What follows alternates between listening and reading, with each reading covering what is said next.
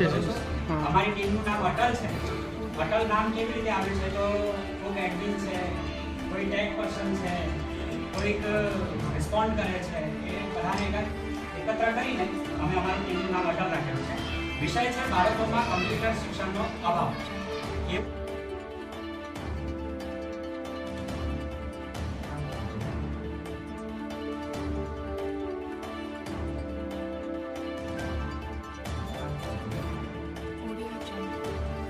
સમાધાન કરી શકીએ છીએ. એટલે એના માટે અમે 5H અને 1H 5W અને 1H ને સજેસ્ટ કર્યું કે ભાઈ એ ક્યાં જોવા મળે છે. તો મોસ્ટ ઓફલી આપણી પ્રાથમિક શાળાઓમાં 6 થી 14 વર્ષના જે બાળકો છે એ બાળકો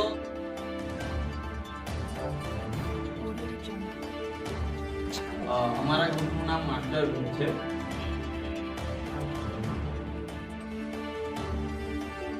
કાલે બન્યું તો કન્ફ્યુઝનમાં લાગે નામ શું રાખ્યું. પછી બધાને પૂછ્યું કે કોણ શું જેનામાંથી આવડત છે એનો ફર્સ્ટ લેટર લીધો. એમાં લેટરમાંથી માસ્ટર સમજાવ્યો.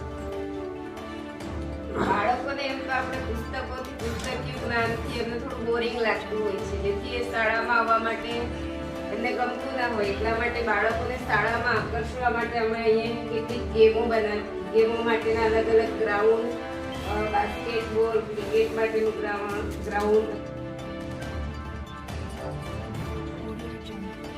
ત્યારબાદ સ્ક્રેચની વાત કરીએ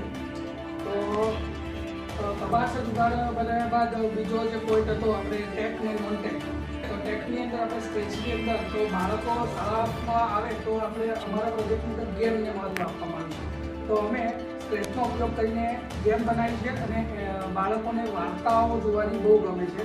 તેથી એક સ્ટોરી વાંચી કરવી એટલી હોય છે જે અનુભવ લેવો પડે. વાત કરીએ તો આ એક રિલેટેડ સ્ટોરી છે. આજે આપણે બાળકો જે બીજી બનાવીને આપી શકીએ છીએ. કેમ છો મિત્રો? મજામાં ને? કાલે મજામાં તમે બધાને? મને તો ખૂબ મજા આવી.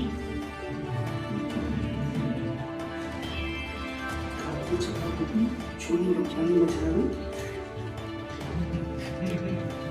હા, બહુ જ મજા આવી, બહુ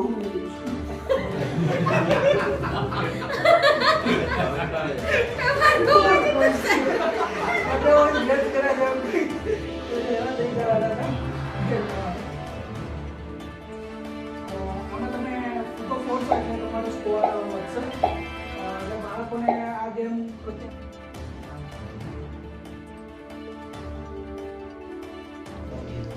પહેલા તો આપણા બધા નોન કન્ડક્ટિવ થઈ જઈએ.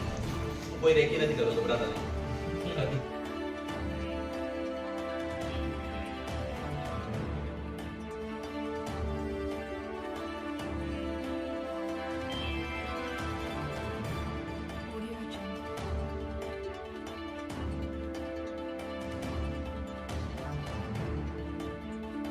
આપણે કહેવાય ને કે ઓછા સમયમાં સારું કરી શકાય એ પણ તમે માઇન્ડમાં કેપ્ચર કરતા રહેજો.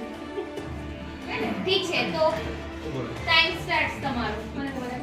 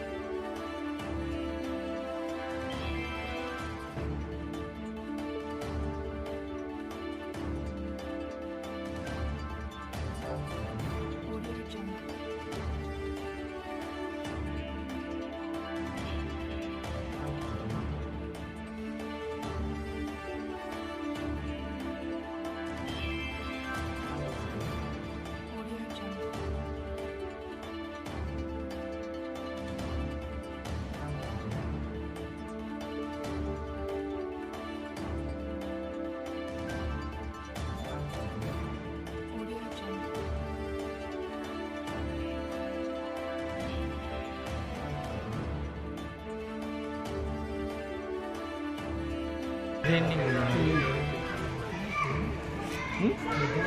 છેલ્લો રિસ્પોન્સ અને પછી આપણે બર્બટાઈ ફીડબેક ટ્રેનિંગને લઈને આપવાનું છે.